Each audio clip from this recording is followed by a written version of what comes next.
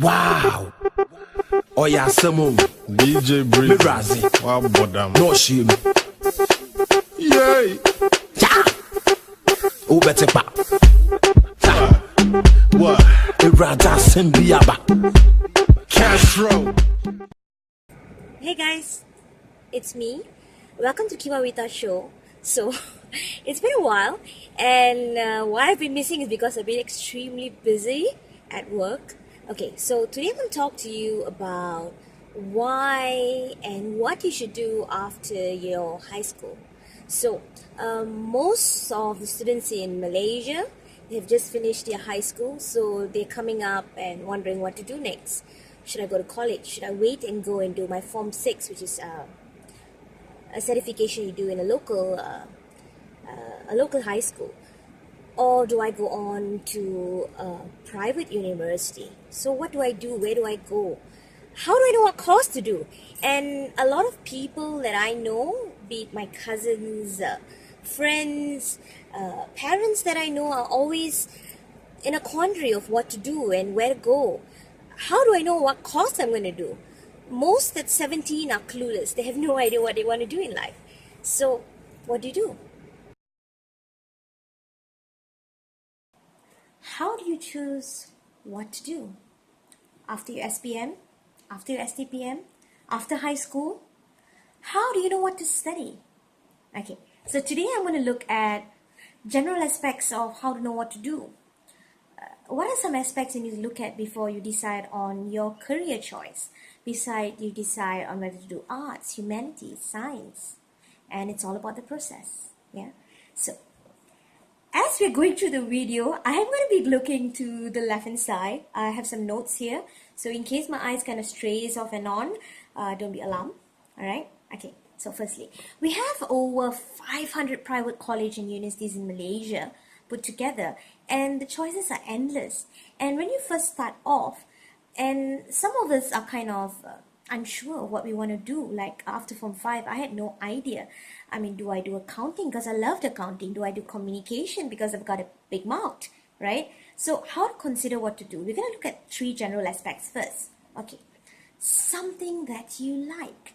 You got to like what you're doing. You got to like what you're studying, because this is something you're going to do for 365 days minus, of course, your weekends, public holidays. If you're in Malaysia, you get more public holidays, yeah. But otherwise, this is something you're going to be doing every single day of your life. So it has to be something that you like doing. So what do you like to do? Do you like to write? Do you like to calculate numbers, crunch numbers? What do you like to do? Okay. Do you like to think of complex problems and actually solve them? Okay. Secondly, okay, it has to be something that perhaps you're skilled at. Maybe I'm an amazing writer. You know, I have a flair with words. Or when I speak, it just rolls off my tongue. So it has to be something that you are good at in terms of skills. Okay. And finally, it has to be something that has progression. That means it's important in the market. Okay. So if I do this career-wise, my income would be very good. There's always choices in terms of careers in this particular area, because I'm always sought after if I study this particular course. So these are the top 3 things that you should look at in terms of the general aspects of choosing what to do. Okay, because if you have all these 3, it's amazing. But if you don't, either one or combination of 1 or 2 of it together, say for example, I like something and I'm skilled at it, it could be a very strong combination towards deciding which path you choose. Okay, now we're going to move on to talking about the process. How do you choose what to do specifically? What are some areas that we need to look at? And a lot of people say it's between, are we going to do arts? Are we going to do humanities? Are we going to do the sciences? But I would say that's not how you should look at it, yeah? You should look at it based on it being a process of understanding what are your strengths, what are your limitations, what is the potential of what you're trying to do. So to start off, we're going to look at 8 areas. Yes, a lot. Okay, we start off first with, what level of education am I looking at? Am I looking at a pre-university foundation? we have certain programs under that, the A levels, the foundation. Are we looking at degree programs? Okay, degree in engineering, in science, in IT, in okay, are we looking at a diploma? Are we looking at a professional course? And you need to decide which one of these areas you want to look at. And it all depends again with your results. It depends on the path you want to choose, depends on which area you like, which we're going to explore in a short while. So let's move on to the second one. Results. So I know it's dreaded. I mean, we hate talking about results sometimes because it kind of puts a foot stop to what you want to do. But is results the be and end all of everything? No.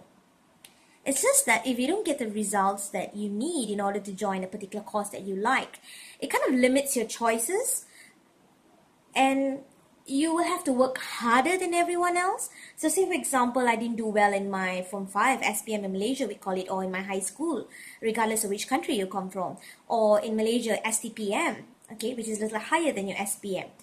If you don't do well, it kind of limits which stream or which path you can go into, okay, but there's always ways out of that, okay. So looking at your results, it gives you a good measure of what you are capable of doing. What can I study?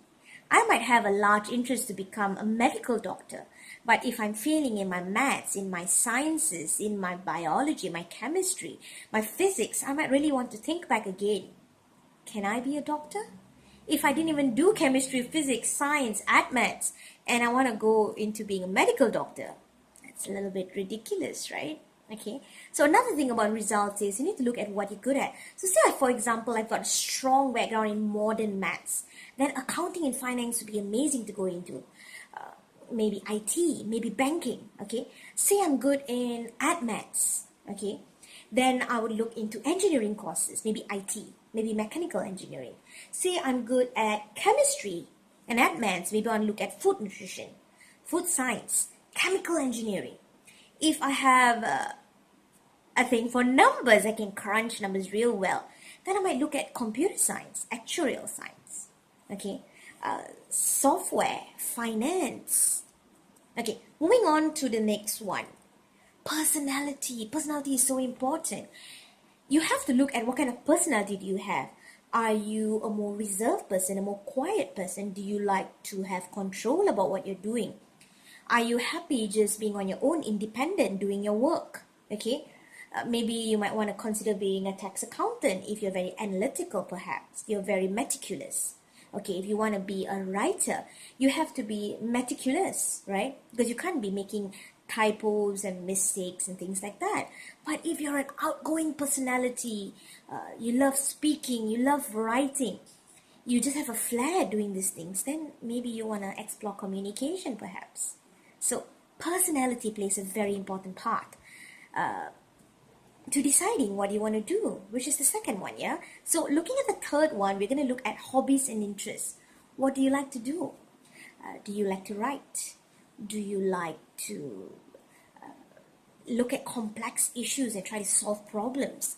Okay, at school, what are the jobs that you enjoy doing? Like, do you enjoy teaching tuition or teaching your classmate what to do? Maybe you want to explore becoming a teacher or lecturer. Okay, do you like arguing and trying to put across your point? Yeah, maybe you want to explore something like being a lawyer. Yeah, so a good indicator when you're in school would be to look at the kind of subjects that you like. Did you enjoy history, for example? You like to know what happened before, where we came from, what our roots are like. Okay, maybe you like to do something like understanding the anatomy of the body. You find that so interesting, and or maybe it's from your extracurricular activities at school. You join St. John's Ambulance, and you love not only helping people, you love seeing people happy when you know they are around you. You know, you enjoy being with people. Maybe you want to look at a communication aspect of it. Yeah, okay. So next point, the fourth point would be my fifth point. The fifth point would be experts. Okay, it's important to speak to an expert. So one type of expert you can look at is looking at a person who is in the field. So say for example, I want to know what an auditor does. So I would call up my friend or my uncle or my auntie who's accountant doing auditing and ask her, what is a day in her job like? What does she do? Where does she go? What are the kind of activities that she has to do?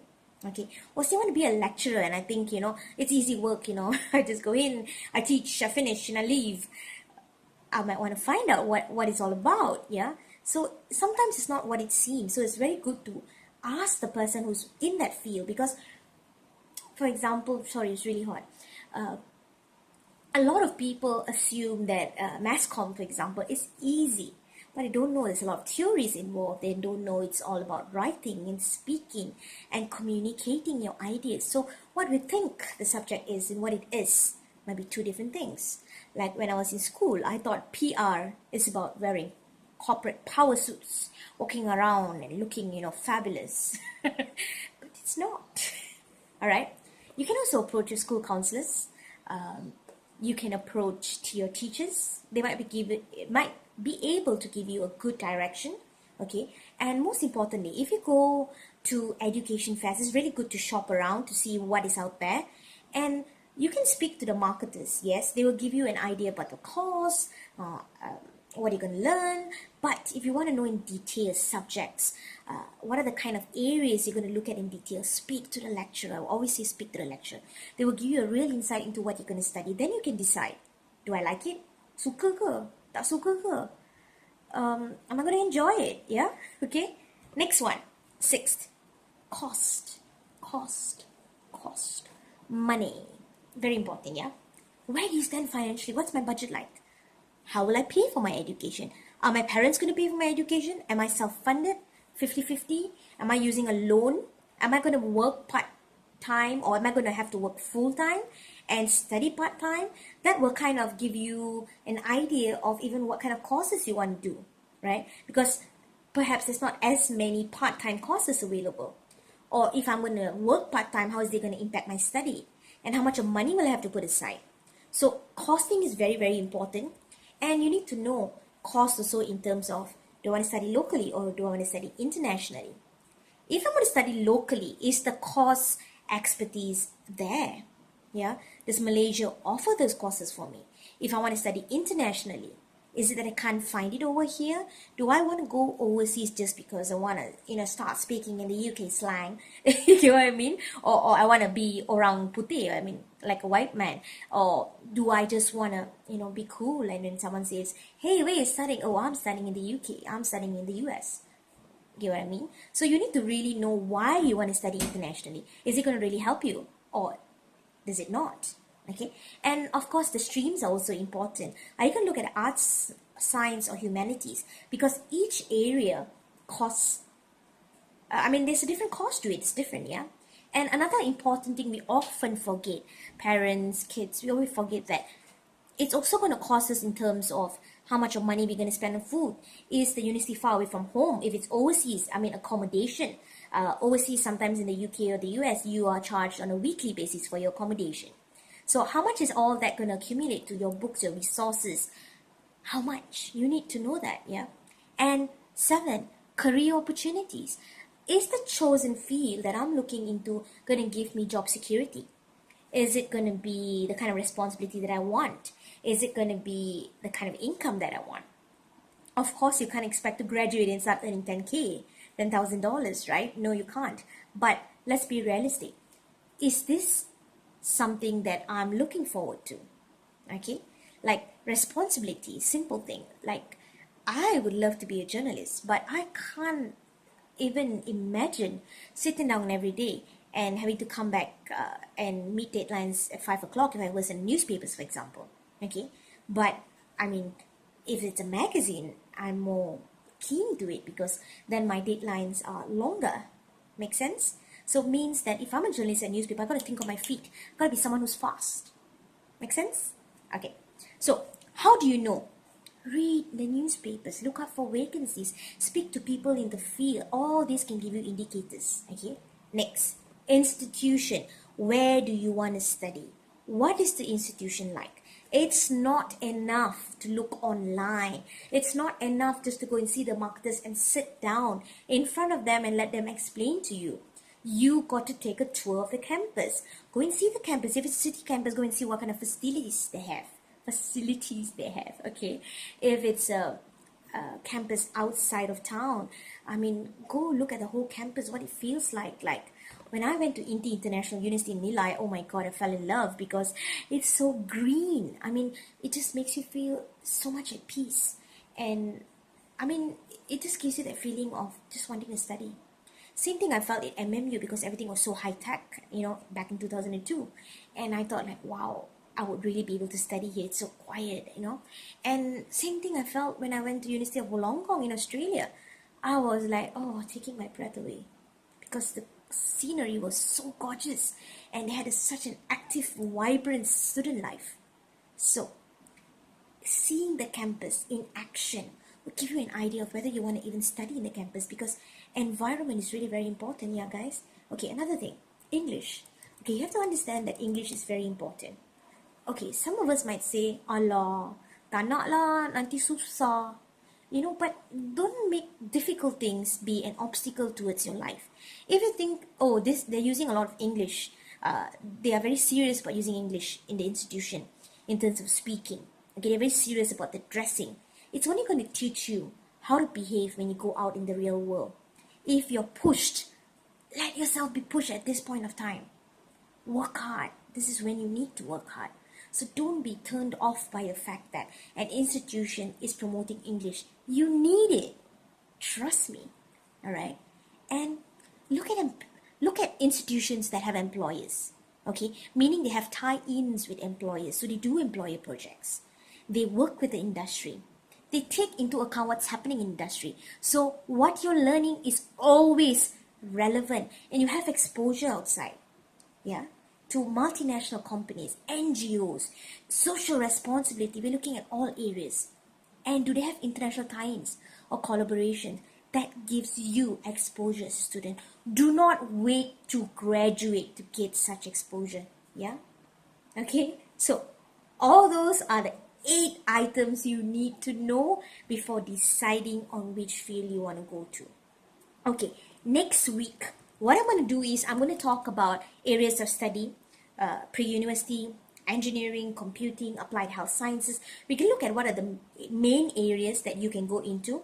I'm going to look at how each area fits different personality types to give you an indication of perhaps what part in terms of streams or in terms of subject areas you can go into. Okay, just a little understanding of it. And that will be for next week, okay, or the next 2 weeks. So, if you like this video, as usual, thumbs up, okay? Leave me a comment, like, okay? Please comment, leave any recommendations, maybe suggestions for what I should do next, okay? I hope you like this video. If you do, please thumbs up again. Okay, so I'll see you guys soon. Thank you very much for listening to the Kiwawita channel. See you next week, guys.